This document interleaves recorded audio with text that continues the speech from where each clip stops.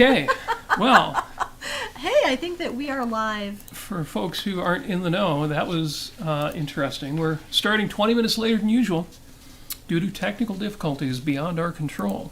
Yes. But happy Sunday, Happy Sunday, everybody. friends, lovers. We're so glad you're with us. This is 5 Minutes with Robert Nasir. I'm here with my co-host, Amy Nasir. Today Here I am. is July 26th, 2020.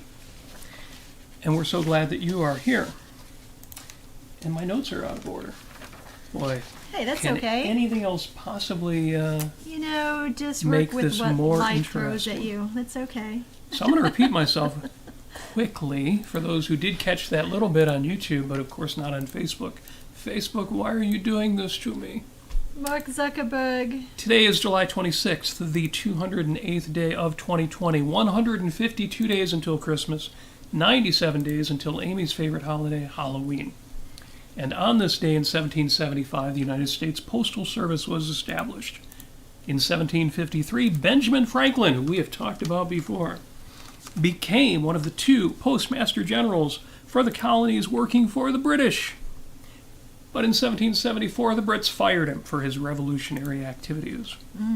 1 year later, 1775, he was appointed Postmaster General of the United Colonies by the Continental Congress, where he held that spot until 1776. And we all know he became ambassador to France and went and had a good time on the continent. So, 1775, Postal Service was established. Also today, July 26th, is National Parents' Day, established by Family Guy William Jefferson Clinton in 1994. Now, we already had Mother's Day. We already had Father's Day. But obviously, that paragon of moral virtue, William Jefferson Clinton, thought we needed a day to celebrate the two-parent family. So for those of you who have two living parents, celebrate that day. The rest of us will call the parents we've got.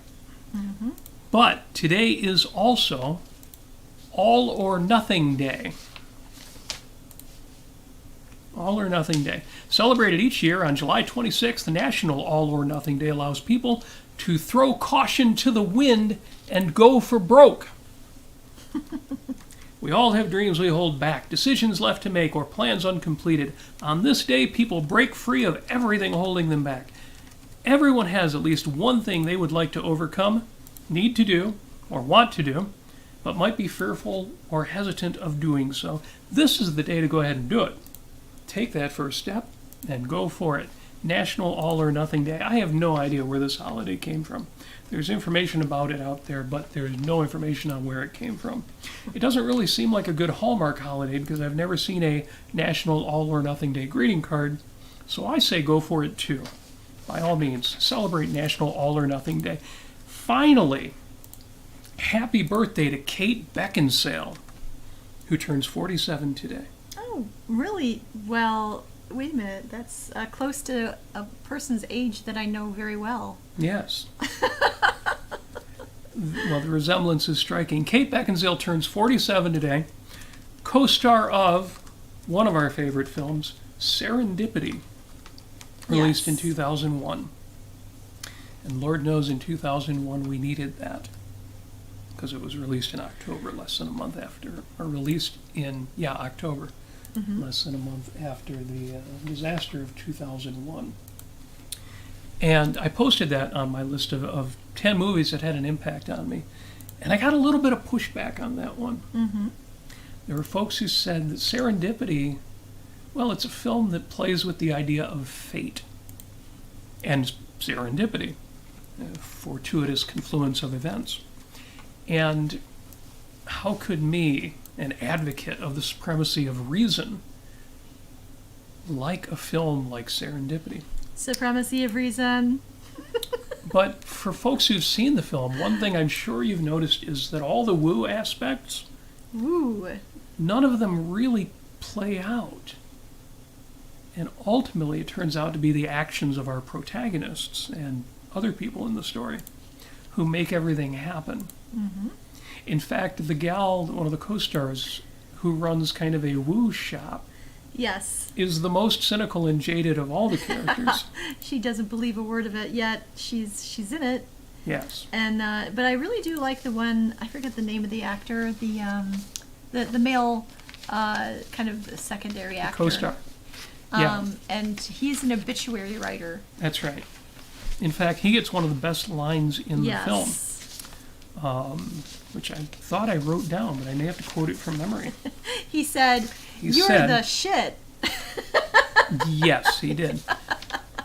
And in a passionate and positive way. But he also says to his friend Jonathan Traeger,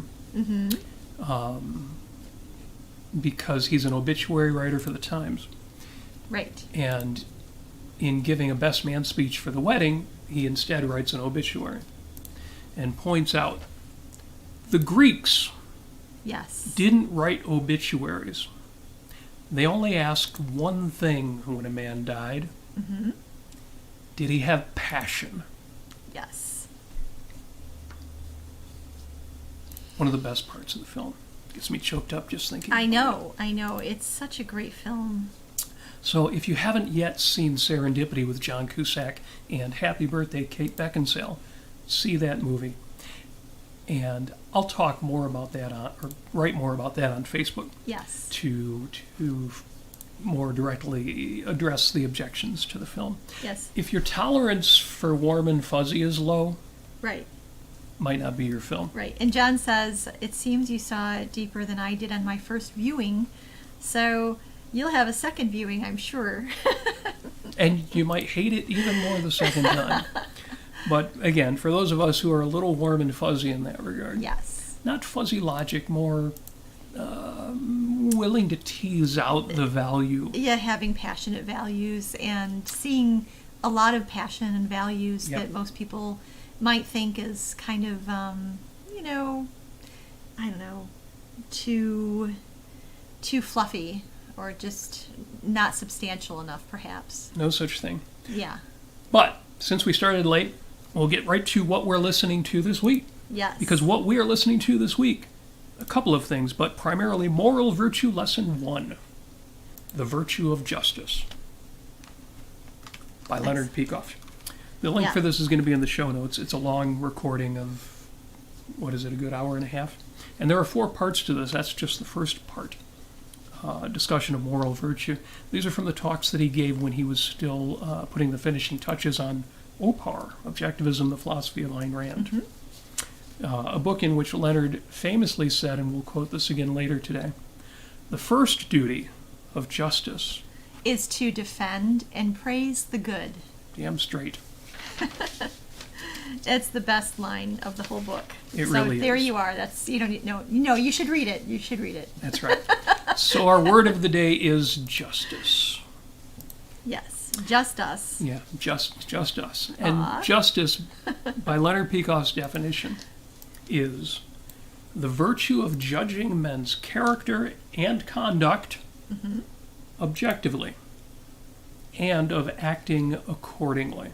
Yeah. Granting to each man that which he deserves.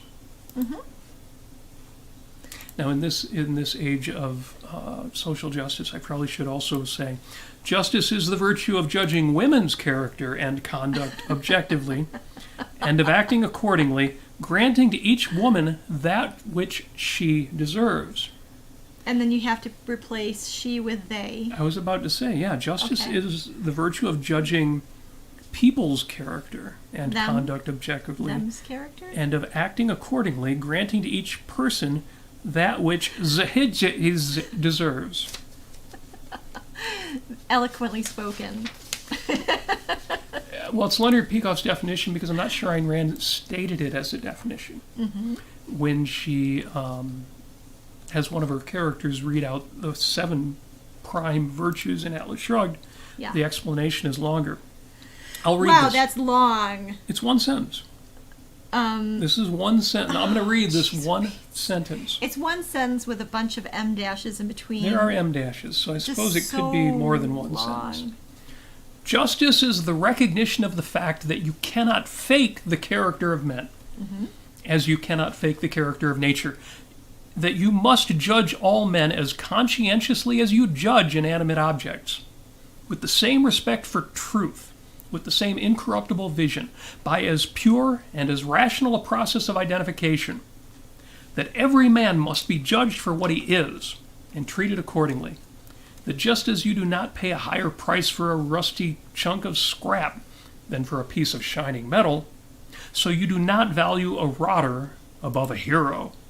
That your moral appraisal is the coin paying men for their vices or virtues, and this payment demands of you as scrupulous an honor as you bring to financial transactions. That to withhold your contempt from men's vices is an act of moral counterfeiting, and to withhold your admiration for their virtues is an act of moral embezzlement.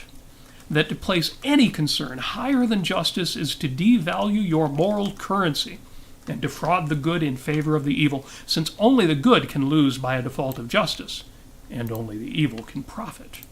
And that the bottom of the pit, at the end of that road, the act of moral bankruptcy, is to punish men for their virtues and reward them for their vices. That is the collapse to full depravity, the black mass of the worship of death, the dedication of your consciousness to the destruction of existence. Oh, that sounds horrible. Yes, and that was all one sentence. But there's some good things in here. Bring that up again. Bring that page, that actual paper page up. One sentence. I don't need to hold it up. You've all got a copy of Atlas Shrugged. It is wonderful. Of course. And this is something that I think a lot of people do in general without really thinking about it, without really kind of stopping and thinking about what, a certain person or certain job or certain relationship or certain whatever it is, what it really means to them. So I think it's really important to stop and just be very conscientious with why, you have to ask, why do I have these values again? When she's talking about all these things, of course, you look at this, of course, I'm not going to accept a rusty chunk of scrap for a shining piece of metal.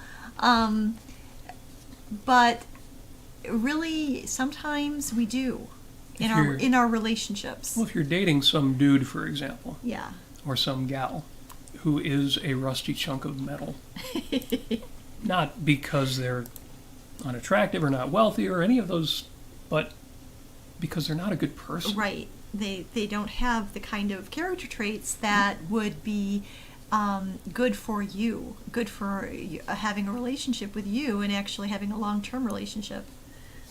So going back to Leonard's definition, it's funny how we call Leonard Peikoff Leonard, but we don't call Ayn Rand Ayn.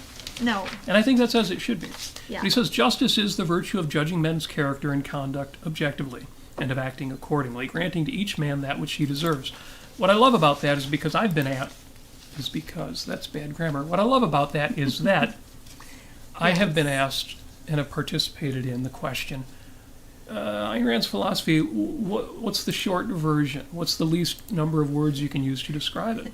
Reason. And I've always had, I had a button. I have a button maker. You remember buttons? Pin on buttons? Yeah, button maker. My button says, think rationally, act accordingly. Nice and concise. I like Pretty that. sure I wrote that before I read this definition. The idea of act accordingly, but what's interesting about it, and seems obvious if you've been studying philosophy, and especially this philosophy. Mm-hmm. Or I should say if you're studying wisdom too. Yes. Mm-hmm. Is justice is doing in regard to people what obviously you should do in regard to the rest of the world. Right. Respecting the facts. Yes. You say think rationally, act accordingly. In other words, if you're dealing with things in the material world, you respect their nature, and justice is doing that in regard to people. So the question is, the million-dollar question is, how do I define the nature of a human being? Whoa, blew my mind. How do you define in other words, so you can say, for instance, a good one is honesty. The nature of a human being is that everyone has a choice to be honest or not, to be honest with themselves, to be honest with other people, to be honest in their actions and so forth.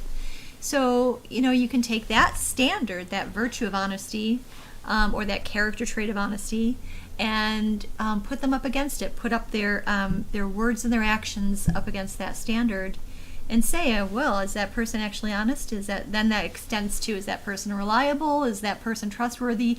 Can I have a relationship with this person without getting hurt? And actually, can I have a relationship and actually enjoy myself and count on them to be honest with themselves and with me? So, yeah, you can figure that out. You can figure out the nature of other people. It's doable, for sure. Yeah, so. Justice versus fairness. Fairness. Is there a difference?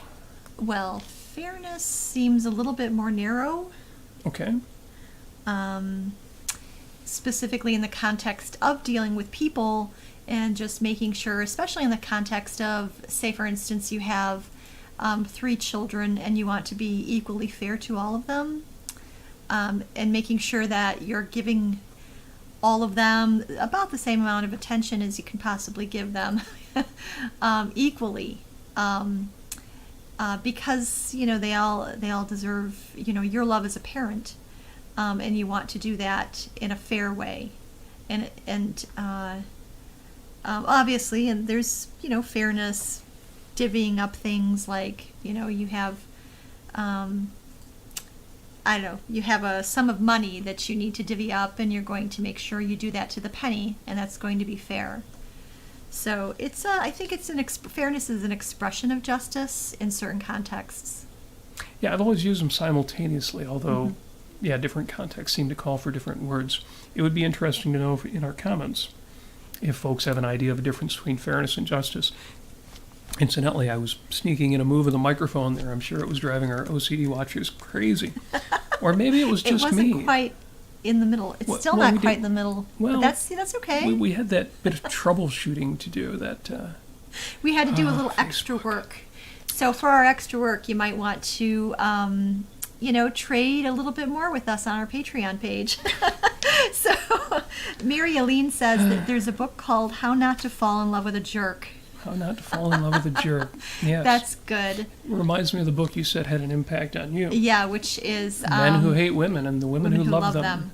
Yes, that's the first one. I was 15. It's her training manual for our marriage. Oh, it was terrible. Yeah, I was in a bad relationship when I was 15, and I actually learned the word misogynist. But I also learned back then that if a person has poor self-esteem, if they see themselves as somebody who's lacking in self-worth, they may actually take that out on other people and be nasty with others as they are with themselves. So it's like that. Anyway, so when you mentioned in your notes, I had Amy basically came up with this episode. She wanted to talk about this week, and one of the things she mentioned was justice and fairness. And it took me back to, since she mentioned children, when we talked about unconditional love. Mm-hmm. And when does that concept have any value? And one of them is in child raising. Mm-hmm. Yep. Oh, wait, Cynthia actually said, nope, I don't promise equality to children. Mm-hmm. I ask them, what do you need? Let's talk about you. That's a great point. Yes. Your children don't want to be treated equally. They want to be treated for their own specific needs and virtues. They're not a specified quantity. They're conceptual beings. So yeah, I mean they have a different nature than, say, a sum of money that you have to divvy up. Well, yeah, they're people. They're people. They're people with minds and values. So that's a great point, Cynthia. Thank you so much. Yep. See, I only ever had one child, so I didn't get the... I didn't have to worry so much. Well, but she had 2 half-sisters, so there was some concern about fairness and individuality. Mm-hmm. So giving people what they deserve for good or ill. Mm. Now, one of the reasons this comes up, and I think one of the reasons Amy wanted to talk about it, is because, and especially on the social networks or in GLOW meetings, Great Lakes Objectivists meetings, when we talk about justice, the context is often, what do we do to make sure the bad people get punished? Give them what for, rawr. And that's why we always come back to Leonard Peikoff's quote that the first duty of justice is to praise and defend the good. Yes. Yes. Yes. And we've talked about before how values are primary. Values have primacy. Right. You don't build a house by just refraining from knocking one down. Yeah. You don't create values by doing nothing. Virtue is actually a requirement of life. Vice is not. Vice doesn't accomplish anything. Vice just tears houses down. Right. And you have to punish that. But what really matters is production, creation, Yes. virtue. Right. And that's why the first duty of justice is to praise and defend that which actually generates values. And sometimes punishment, people think of, I first thought of this and I thought a lot of people think punishment means revenge, or punishment means I'm so hurt by somebody and I want to make them suffer as I am. That's not productive. not quite like that. Well, and it's not just. It's not just either, because basically You deserve better than that. Right. The I forget what the phrase is, but it's sort of like it's not justice to have that bad person residing or taking up space in your head all the time. Living rent free in your head. Yes, that's it. Incidentally, we're drinking cane cola in a glass bottle. Now, how is it? I would usually mention the soft drink of the week, or the alcoholic beverage of the week. It's a little sugary. It's real sugar in there, but a little too much. But it's in glass, and everything tastes better in glass. So I talked about that, and I've described that in a previous episode as my rear view mirror approach. Yeah. And that the greatest punishment I can impose on anyone is the rear view mirror approach. Yes. Which is when somebody hurts me or violates me, there are certain things I have to do to enact justice. If there's a financial consequence, I need to, sue or get that back from them. If they've hurt somebody I care about, I need them to patch that up. But as far as me particularly, if somebody hurts me, the great justice is for me to put them in my rearview mirror and watch them fade from view. Yeah. And that's the greatest punishment, because they no longer have my friendship. True. They no longer have me in their life. Now, that sounds cocky. It is very cocky, and it should be. You should have that attitude about people. That the biggest punishment you can impose on somebody who's done you wrong is to eject them from your circle. Yeah. I'm almost sympathetic for the people I've had to do that to, because they no longer have me. Yeah. Yep. And, but, it is something that, it's not so much of a punishment that it is that, it goes back to my perspective on everyone is on their own journey. Mm-hmm. Everyone gets to choose what they value.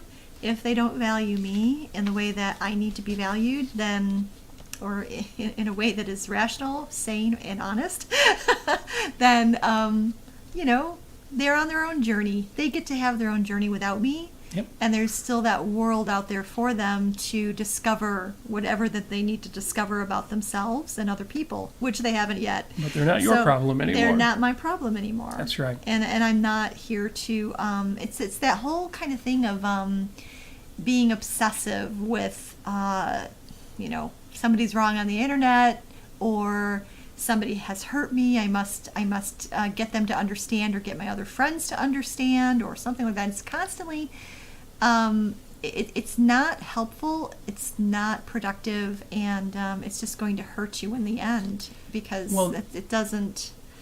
That last bit, that it's going to hurt you in the end. Yeah. This is the point. This will be my take-home point, which is it is not just for you to be given a duty to punish everybody who wrongs you. Right. We have the sense that the just thing to do is to make sure that evil is punished, and that's true. And as I say, you do what you've got to do, what you should do in regard to that.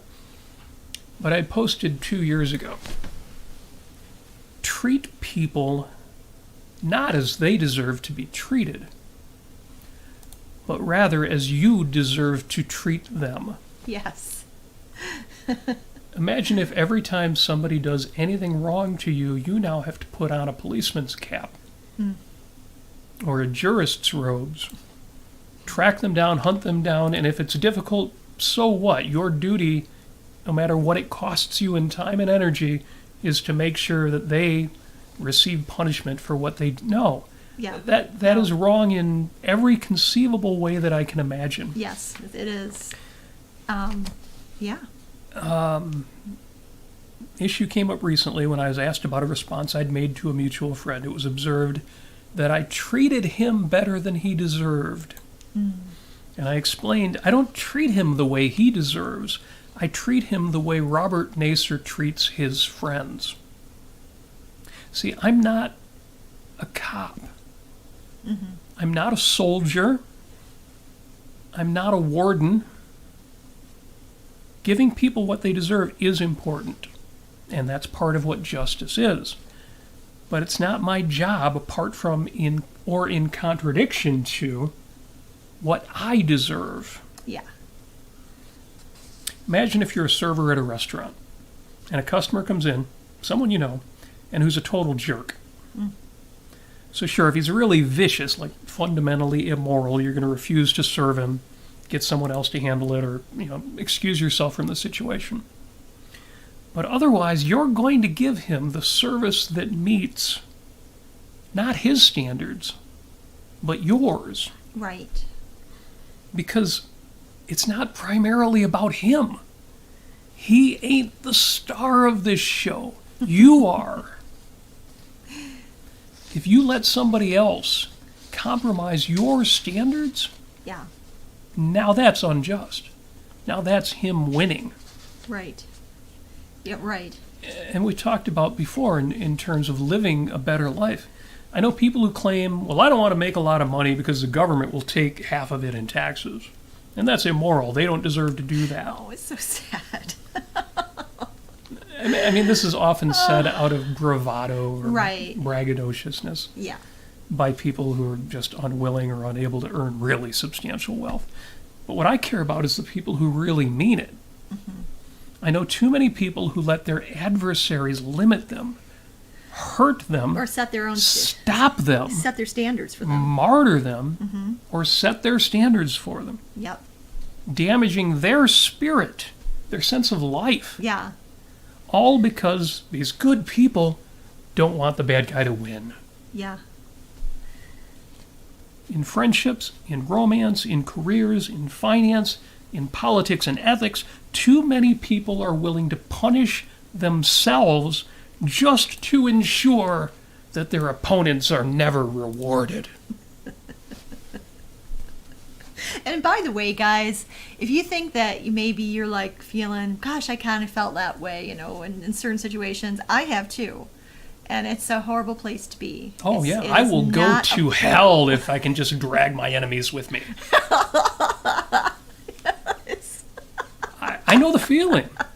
Oh, yes. Because the But- really evil, the really vicious needs to be punished. Yeah.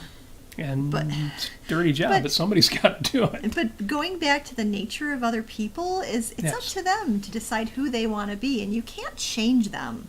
No matter how much you yell at them, no matter how nasty you reflect back onto their nastiness, they're not going to get it. And so, yeah, you just have to let them be on their way and go down their own path. But are you? Well, how are you I should there? wrap that up Yeah. from that old thread real quick.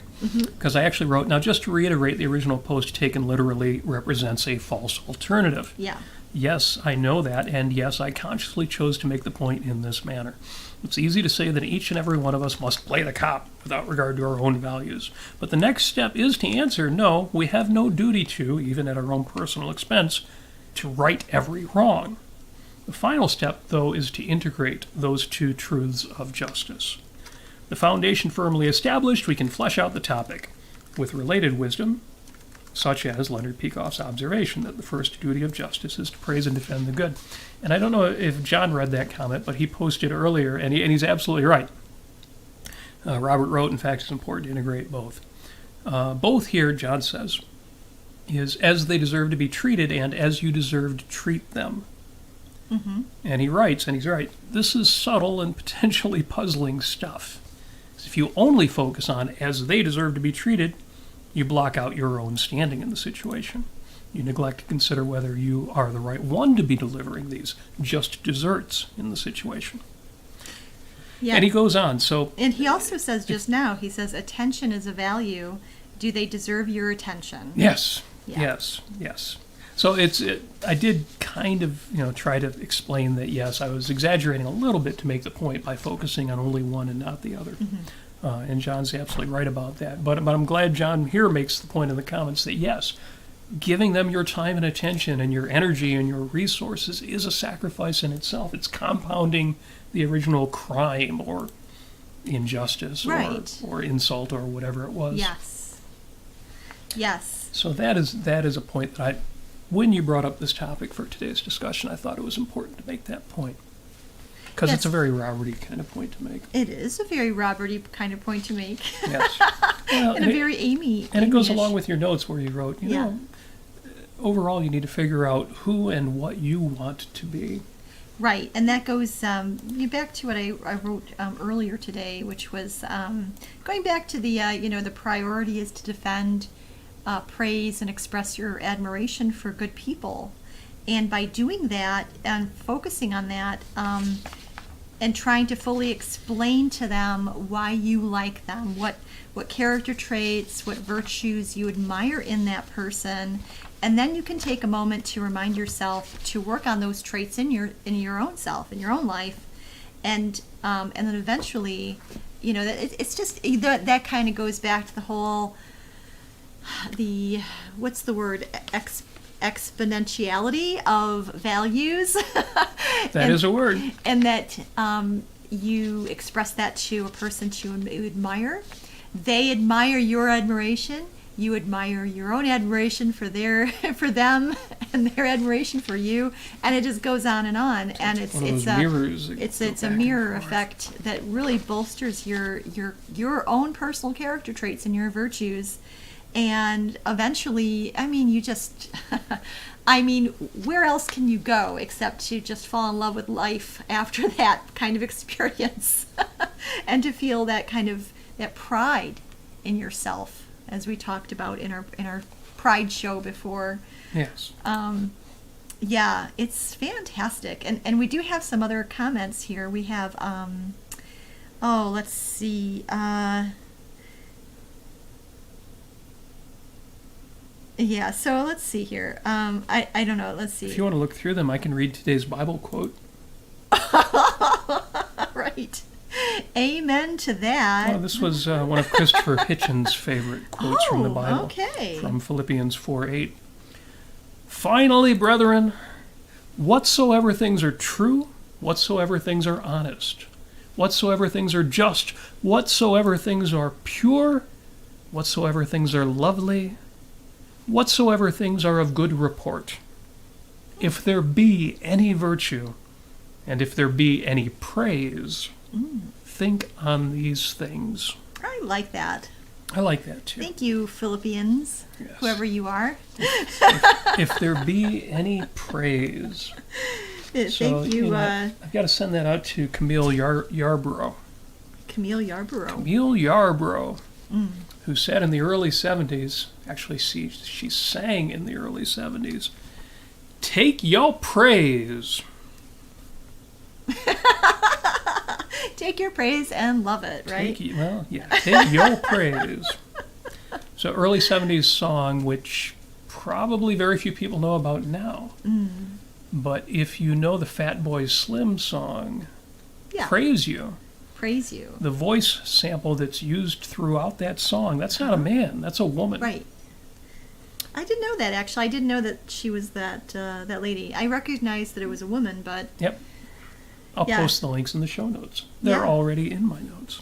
Frank says that we have a cool microphone. Thank you, Frank. We do have a cool microphone. I have to thank one of our patron supporters for Yes. that. Not that his patron support bought the microphone, but he's the lead singer in my punk rock band, Yes. Ron Toole and the Capitalists. And the fabulous Ron Toole actually bought this microphone for our studio. Thank you, fabulous Ron Toole. What a guy. Yeah, and Cynthia says, treat people in a way that makes you happy, and you're not a behavior cop. Absolutely. And Rebecca says, I'm the star of this show. I have found this approach helpful in managing a lot of psychologically challenging experiences, including rejection and grief. Yes. That's wonderful, Rebecca. I'm so happy. That's great. I love it. And Cynthia also chimes in and says, adversaries are people who need extra love. Sometimes I have extra. When a kid acts terrible in my class, I might tell them, I brought extra love today and you need it. Oh my gosh. That's awesome. And then we have that's a theme in so many, not just, I was going to say movies, but in real life stories. The person who breaks through viciousness or meanness when they can tell the person's not fundamentally corrupt and then down underneath it all is actually a human being you can get to. I don't think anybody has a moral obligation to do that. If somebody treats you badly, you have no obligation to put up with that or to try to reclaim them. Right. But the people who do, who can see that underneath all of that, I wish I could remember the gentleman's name, a black gentleman who has been reclaiming people from the Ku Klux Klan. What is his name? I want to say it's Amy will find it. Yeah, and he has actually been reaching out to Klansmen. Daryl Davis. Daryl Davis. This is a guy who says, I'm going to find out if there's a decent person underneath all this hatred. Yeah. And so I love Cynthia's remark because, again, I don't think anybody has an obligation to do that. Right. But the people who are up for that, yes, that's awesome. Daryl Davis is a giant among men. Yes. Oh gosh, if there's a if you don't know Daryl Davis's story, just look him up. Do a Just look Google him up. search He look at the wiki article, and you will just fall in love with what this guy. And some people will say, "Oh my gosh, why is he sacrificing himself to that?" He's not. But it's the picture is so much larger than just, oh, this guy did a bad thing, or even he believes vicious things. What he's doing is he's making lifelong friends. That's what he's doing, and he has a documentary out there. And I forget. I forget, that. but it's so good. Oh, Cynthia says, "Love Daryl Davis." Yes. Too sweet. Well, we're running late. Yeah. We started late and we're running late. So if you don't mind, I'm going to run to the recap and takeaway here. All right. Your homework. Every week we have homework. Why would you listen to a show that gives you homework? Because you don't have to do it, but you will. Your homework is identify someone who no longer deserves your time and energy and let them go. Let them go. Let them go. Put them in your rearview mirror, hit the gas, and watch them fade into the distance to where, oh my gosh, I can't even see them. I don't even know if they're there anymore. And if you feel guilty about it, just do a visualization exercise in your head about them going off into the distance and finding wonderful new things and wonderful new friends and a wonderful new life. Let them find their own path, their own journey. They can be on their own journey, and it's okay. Well, you did that earlier today with a Facebook friend, right? I think so, yes, And I you click did. unfriend, and he'll be a happier person without you as his friend. Exactly. Your kind of personality is just sandpaper or sand in his gears. I don't want to cause him any grief. Step 1 of your homework, identify someone who no longer deserves your time and energy and let them go. Step 2, identify somebody who deserves your praise and express it. Yes. Even if it's somebody you've praised before. Do it again. Make it happen. And tell him why. Tell him why. Take your praise. That's right. Take your praise. In fact, my Post-it note for the week says, I have to praise you like I should. Camille Yarbrough. I also have another Post-it note with Leonard's quote on it. First duty of justice is to praise and defend the good. You can do both of these. Pick one that's more useful to you. Put it up on your mirror. If that doesn't make you smile at least once or twice this week, there's something wrong with you. No, kidding, but I'll come up with something better next week. No, these I love. Yes. Those Love are your it. Post-it notes for the week. Oh, we have 2 Post-it notes. That's so great. Well, they kind of say the same thing. I have Yeah. to praise you like I should. The first duty of justice is to praise and defend the good. The whole point is that justice isn't about revenge. Right. Taking justice on evil is only half of the picture, and it's the less important half of the picture. Exactly. It's the part we all tend to think about. And to the extent that we can focus on values and let the disvalues go, or spend, as I always say, just 3% of our time on those, Yes. It's all for the good. Now, reminders. As always, the show notes for this episode, including links to the talks that we talked about, links to information about the film Serendipity, links to Camille Yarbrough's Take Your Praise, and the Fatboy Slim song that he based off of that, will all be in the show notes. They will all be posted immediately after the show. Past episodes are also available at facebook.com/Robert Nasir and youtube.com/Robert Nasir. And if you go to youtube.com/Robert Nasir, please like us. Subscribe to our shows. Share the ones that you found valuable. This show is going to take over the world. Yes, it will. That's right. And With we're going to your help. save the world. With your help. Just, And don't you want to help us save the world? I know. Don't you just want to have that exponential value experience with us That's every right. week? Extra thank yous go out to our patrons, Yes. our Patreon supporters. You can become one of them if you're not already by going to patreon.com/Robert Nasir. I really do appreciate your you keep us going. Yes, you do. So we thank you for joining us. And as I say at the end of every show, Amy, do you have anything else to say? She thought I was going to go right into it. That's very funny. I love it. No, but... Okay, well, as I say at the end of every show, we wish you success. We wish you flourishing. But this week, what I've got to say is that what we wish for you is what ultimately you're going to get, which is exactly what you deserve. Ooh. And love. Yes.